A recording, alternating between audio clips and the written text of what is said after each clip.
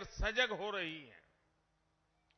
Chemicals को छोड़कर organic farming की तरफ विश्व लौट रहा है। हमारे यहां गोबर कभी ऑर्गेनिक फार्मिंग का बड़ा आधार होता था, हमारी ऊर्जा जरूरतों को भी पूरी करता था। आज देश गोबर्धन योजना के जरिए बायोफ्यूल को बढ़ावा दे रहा है, ऑर्गेनिक फार्मिंग को बढ़ावा दे रहा है और इन सब से एक तरह से पर्यावरण की रक्षा भी हो रही है। आज से 2 दिन बाद 16 तारीख को जीरो बजट नेचुरल फार्मिंग, इस पर एक बड़ा राष्ट्रीय कार्यक्रम भी होने जा रहा है। इसमें पूरे देश से किसान जुड़ेंगे। मैं चाहूंगा कि आप सभी भी 16 दिसंबर को प्राकृतिक खेती के बारे में ज्यादा से ज्यादा जानकारी प्राप्त करें और बाद में किसानों को घर घर जाके बताएं। एक ऐसा मिशन है जिसे जन आंदोलन बनना चाहिए और इसमें आप सभी अहम भूमिका निभा सकते हैं।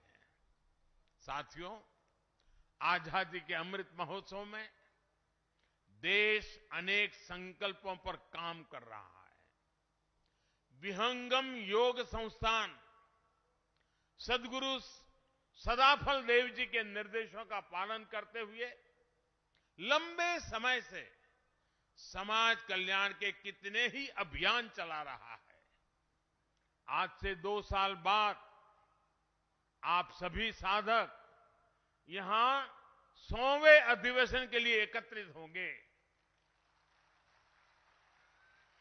2 साल का ये बहुत उत्तम समय है। इसे ध्यान में रखकर मैं आज आप सभी से कुछ संकल्प लेने का आग्रह करना चाहता हूं। ये संकल्प ऐसे होने चाहिए जिसमें सदगुरु के संकल्पों की सिद्धि हो और जिसमें देश के मनोरथ भी शामिल हो। ये ऐसे संकल्प हो सकते हैं जिन्हें अगले 2 साल में गति दी जाए, मिलकर के पूरा किया जाए। जैसे एक संकल्प हो और हो सकता है हमें बेटी को पढ़ाना है, हमें हमारी बेटियों को स्किल डेवलपमेंट के लिए भी तैयार करना है। अपने परिवार के साथ साथ जो लोग समाज में जिम्मेदारी उठा सकते हैं वो 1-2 गरीब बेटियों के स्किल डेवलपमेंट की जिम्मेदारी उठाएं।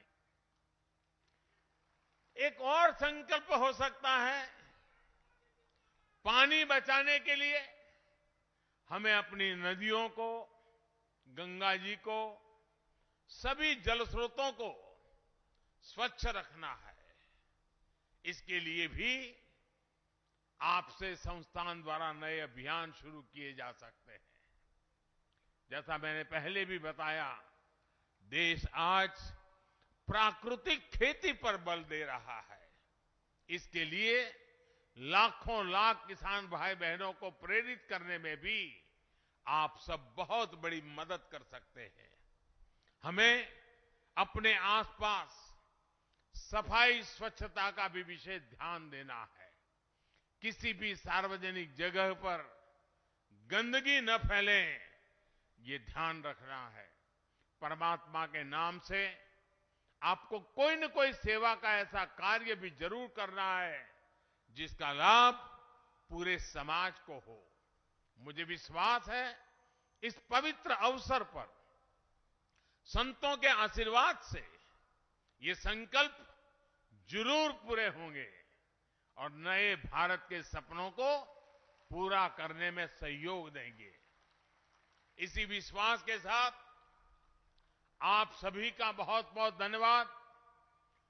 पूज्य स्वामी जी का मैं आभारी हूं कि इस महत्वपूर्ण पवित्र अवसर पर मुझे भी आप सबके बीच आने का अवसर मिला, इस पवित्र स्थान का दर्शन करने का अवसर मिला। मैं फिर एक बार सबका आभार व्यक्त करता हूं। हर हर महादेव। बहुत बहुत धन्यवाद। तो आप वाराणसी से प्रधानमंत्री नरेंद्र मोदी को सुन रहे थे, जहां पर प्रधानमंत्री मंच पर मौजूद थे और उन्होंने कई ऐसी बड़ी बातें हैं जिसका जिक्र किया है यहां पर, और बड़ी